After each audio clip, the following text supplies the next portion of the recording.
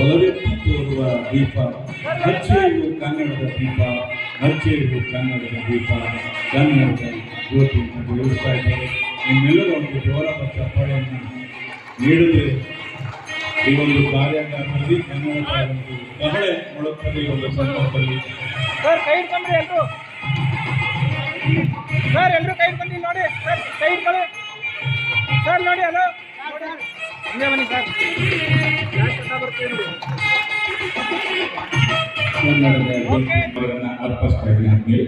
ಈಗ ಪ್ರಾಸ್ತಾವಿಕ ನುಡಿಯ ಅಧಿಕಾರಿಗಳೇ, ಸಿಬ್ಬಂದಿ ವರ್ಗದವರೇ ಹಾಗೂ ಎಲ್ಲ ಕಾರ್ಮಿಕ ಹೋರಾಟವನ್ನು ಮಾಡ್ದೋ, ಅದೇ ರೀತಿ ಶಿಸ್ತು ಮತ್ತು ನಡತೆ ನಿಯಮಾವಳಿ, ರಜಾ ನಿಯಮಾವಳಿ ಮುಂತಾದ ನಮೂನೆಗಳೆಲ್ಲ ಆಂಗ್ಲ ಭಾಷೆನಲ್ಲಿದ್ದು ಅದನ್ನೆಲ್ಲ ಕನ್ನಡದಲ್ಲಿ ಮುದ್ರಣ ಮಾಡಿಸ್ಲಿಕ್ಕೆ ನಾವು ಹೋರಾಟವನ್ನು ಮುದ್ರಣ ಮಾಡಿ ಇವತ್ತೆಲ್ಲ ಕನ್ನಡದಲ್ಲಿ ನಡೀತಾ ಇದೆ.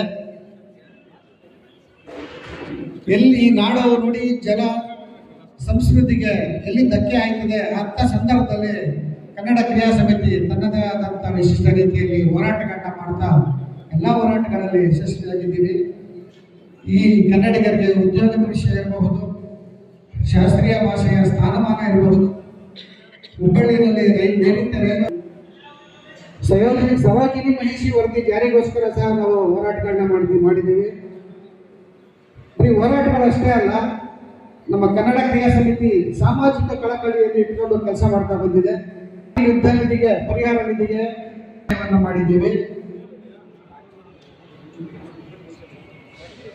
ಚಿಕ್ಕಬಳ್ಳಾಪುರ ಜಿಲ್ಲೆ ಬಾಗೇಪಲ್ಲಿ ತಾಲೂಕಿನಲ್ಲಿ ಪರಗೋಡಿನಲ್ಲಿ ಚಿತ್ರಾವತಿ ನಿಧಿಗೆ ಅಣೆಕಟ್ಟು ಕಟ್ಟತಕ್ಕಂಥ ಸಂದರ್ಭದಲ್ಲಿ ಆಂಧ್ರ ಸರ್ಕಾರ ವಿರೋಧ ವ್ಯಕ್ತಪಡಿಸಿದಾಗ ನಾವು ಕನ್ನಡ ಕ್ರಿಯಾ ಸಮಿತಿಯಿಂದ 2 ಬಸ್ಗಳಲ್ಲಿ ಸುಮಾರು 100-120 ಜನ ಹೋಗಿ ಆ ಅಣೆಕಟ್ಟು ಸ್ಥಳದಲ್ಲಿ ಹೋರಾಟವನ್ನು ಮಾಡಿ ಶ್ರಮದಾನವನ್ನು ಮಾಡಿ ಇವತ್ತು ಅಣೆಕಟ್ಟು ತುಂಬಿದೆ.